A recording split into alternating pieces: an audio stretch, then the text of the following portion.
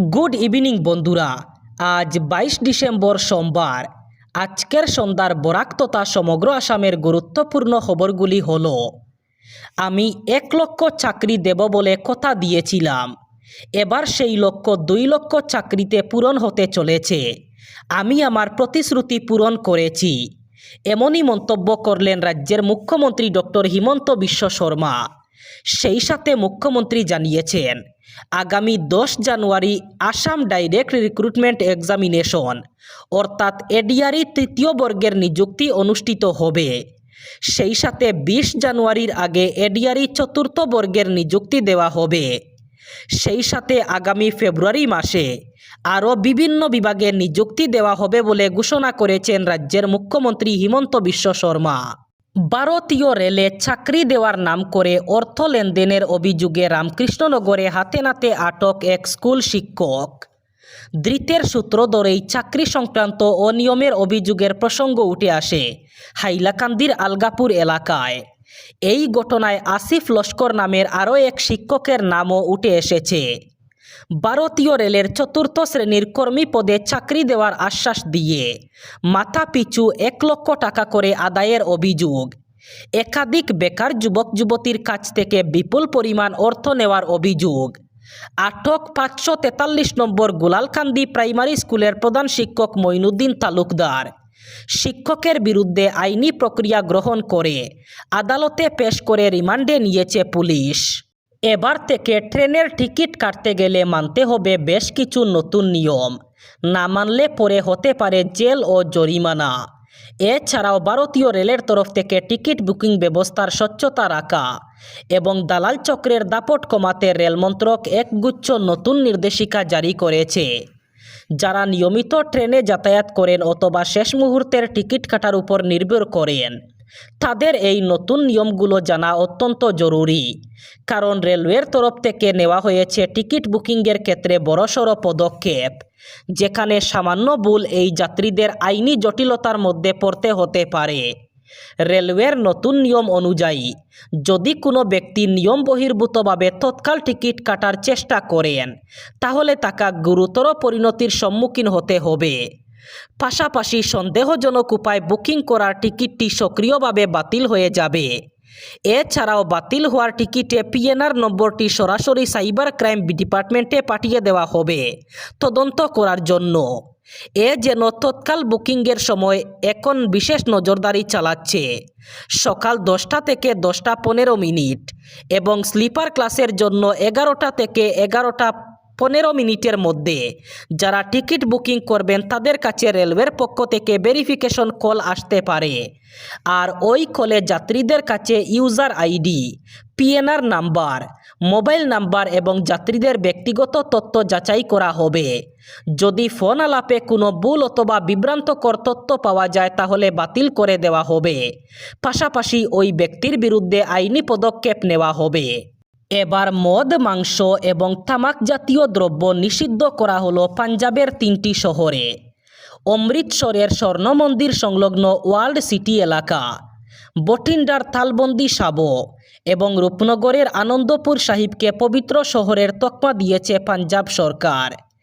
একই সঙ্গে ওই 3 এলাকায় মদ, মাংস এবং তামাকজাত দ্রব্য বিক্রি বন্ধ ঘোষণা করা হয়েছে। রবিবার বিজ্ঞপ্তি প্রকাশ করে এমনটাই জানিয়েছে পাঞ্জাবের আম আদমি পার্টির সরকার। এই বিষয়ে একটি ভিডিও বার্তা প্রকাশ করেছেন পাঞ্জাবের মুখ্যমন্ত্রী ভগবত সিং মান। সেখানে তিনি জানান, ওই 3টি এলাকা শিখদের কাছে অত্যন্ত শ্রদ্ধার। এই 3টি এলাকাকে পাঞ্জাব সরকার পবিত্র শহরের মর্যাদা দিয়েছে। এই সংক্রান্ত বিজ্ঞপ্তিও জারি করেছে। তারপর থেকে এই সিদ্ধান্ত কার্যকর হচ্ছে বলে জানান তিনি। বস্তুত গত মাসে শুরু তেগ বাহাদুরের 350তম মৃত্যুবার্ষিকীতে আনন্দপুর সাহিবে পাঞ্জাব বিধানসভার একটি বিশেষ অধিবেশন বসে, আর সেখানেই সর্বসম্মতিক্রমে এই সংক্রান্ত একটি প্রস্তাব পাশ হয়। মুর্শিদাবাদে বাবরি মসজিদের শিলান্যাসের বিরুদ্ধে এবার মুখ খুললেন আরএসএস প্রধান মোহন ভাগবত। তার দাবি, এই উদ্যোগ আসলে ভোটলোভীদের রাজনৈতিক ষড়যন্ত্র। এতে হিন্দু ও মুসলিম কারো ভালো হবে না। গত 6 ডিসেম্বর মহা আড়ম্বরের সঙ্গে মুর্শিদাবাদে বিতর্কিত বাবরি মসজিদের শিলান্যাস করেন তৃণমূলের বহিষ্কৃত বিধায়ক হুমায়ুন কবির। ওই বিধায়কের দাবি অনুযায়ী প্রায় 300 কোটি টাকা ব্যয়ে নির্মিত হবে এই মসজিদ। রবিবার মোহন ভাগবতকে এই ইস্যুতে প্রশ্ন করা হলে তিনি বলেন, বাবরি মসজিদ পুনর্নির্মাণ আসলে অতীতের বিতর্ক নতুন করে উস্কে দেওয়ার একটি রাজনৈতিক ষড়যন্ত্র। এই মসজিদ নির্মাণ আসলে বুটলুবিদের রাজনৈতিক স্বার্থসিদ্ধির পন্থা। তবে এর ফলে হিন্দু অথবা মুসলিমদের কারো ভালো হবে না। পাশাপাশি তাকে প্রশ্ন করা হয়, সরকারি অর্থে ধর্মস্থান নির্মাণ করা কি উচিত? উত্তরে তিনি বলেন, সরকারি টাকায় ধর্মস্থান নির্মাণ করা একেবারেই উচিত নয়, এটাই নিয়ম। সোমনাথ মন্দির প্রসঙ্গে তিনি বলেন, এই মন্দির ট্রাস্টের টাকায় হয়েছিল। সেই সময় সর্দার বল্লভভাই প্যাটেল স্বরাষ্ট্রমন্ত্রী ছিলেন। রাষ্ট্রপতি এর উদ্বোধনে উপস্থিত ছিলেন, কিন্তু এখানে সরকারি অর্থ ব্যবহার করা হয়নি। একইভাবে সুপ্রিম কোর্টের রায়ের পর রাম মন্দির তৈরি করা হয়েছিল। সরকারকে একটি ট্রাস্ট গঠন করতে বলা হয়েছিল। সেই ট্রাস্টের মাধ্যমে রাম মন্দির তৈরি হয়। এখানে কোনো সরকারি অর্থ ছিল না। বাজারিছড়া থানাধীন সলগই বাজারে রবিবার সন্ধ্যায় ঘটে যায় এক চাঞ্চল্যকর ঘটনা। সাপ্তাহিক হাটে মোবাইল চুরি করতে গিয়ে জনতার হাতে ধরা পড়ে এক অজ্ঞাত পরিচয় যুবক। অভিযোগ, চুরির সময় হাতে নাতে ধরা পড়ার পর উত্তেজিত জনতা তাকে গণপিটুনি দেয় প্রত্যক্ষদর্শীদের দাবি। পরিস্থিতি ক্রমশ উত্তপ্ত হয়ে উঠলে সুযোগ বুঝে জনতার হাত থেকে পালানোর চেষ্টা করে ধৃত মোবাইল চোর। সেই সময় 8 নম্বর জাতীয় সড়ক দিয়ে দ্রুত গতিতে আসা একটি চলন্ত বাহনের সঙ্গে তার মুখোমুখি সংঘর্ষ ঘটে। প্রবল ধাক্কায় সে সড়কের পাশেই ছিটকে পড়ে গুরুতর আহত হয়। ঘটনাস্থলেই আহত যুবকের মুখ নাক দিয়ে রক্তক্ষরণ হতে দেখা যায়। ঘটনার পর গোটা সলগই বাজার জুড়ে চরম চাঞ্চল্যের সৃষ্টি হয়। স্থানীয় ব্যবসায়ী ও সাধারণ মানুষ দ্রুত ঘটনাস্থলে ভিড় জমান। খবর পেয়ে সলগই বাজার বিডিপি সম্পাদক মলয় দাস বিষয়টি অবিলম্বে স্থানীয় পুলিশের নজরে আনেন। ঘটনার খবর পেয়ে বাজারিছড়া থানার ওসি আনন্দ মেদির নির্দেশে পুলিশের একটি দল দ্রুত ঘটনাস্থলে পৌঁছে আহত ব্যক্তিকে উদ্ধার করে। এবার শেষ খবর। 2 দিনের সফরসূচি নিয়ে সোমবার বরাক উপত্যকায় এসেছেন রাজ্যের জলসম্পদ সহ অন্যান্য বিভাগের মন্ত্রী পীযূষ হাজারিকা। সূত্রে জানা গেছে, মন্ত্রী হাজারিকা আজ বেলা 11:45 মিনিটে শিলচর কুম্ভীরগ্রাম বিমানবন্দরে অবতরণ করেন। এরপর দুপুর 12:15 মিনিটে লক্ষ্মীপুর বাগানে গিয়ে জলসম্পদ বিভাগের একটি কাজের শিলান্যাস সেরে সেখান থেকে বিধায়ক মন্ত্রী কৌশিক রায়ের বাড়িতে যান।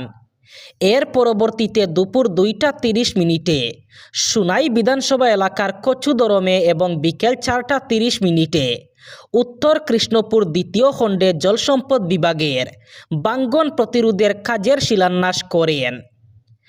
আজ মন্ত্রী শিলচর আবর্ত ভবনে রাত কাটাবেন। আগামীকাল সকাল 9:30 মিনিটে তিনি শিলচর রাধামাধব রোডে সিঙ্গির খালের জল নিষ্কাশনের জন্য কালভার্টের শিলান্যাস করে চলে যাবেন হাইলাকান্দিতে। বেলা 11টায় হাইলাকান্দি বিজেপি কার্যালয়ে যোগ দেবেন দলীয় সভায়। এই সভা সেরে দুপুর 12টায় রামকৃষ্ণনগরে সিডিসি কার্যালয়ে শিলান্যাস অনুষ্ঠানে যোগ দিয়ে যাবেন শ্রীভূমিতে। দুপুর 2:30 মিনিটে শ্রীভূমিতে বিজেপি কার্যালয়ে যোগ দেবেন দলীয় সভায়। বিকেল 3:30টায় শ্রীভূমি থেকে রওনা হবেন ডিমা হাসাওয়ের উদ্দেশ্যে। এই ছিল আজকের সন্ধ্যার গুরুত্বপূর্ণ খবরগুলি। ভিডিওটি অবশ্যই লাইক করবেন এবং চ্যানেলটি সাবস্ক্রাইব করবেন।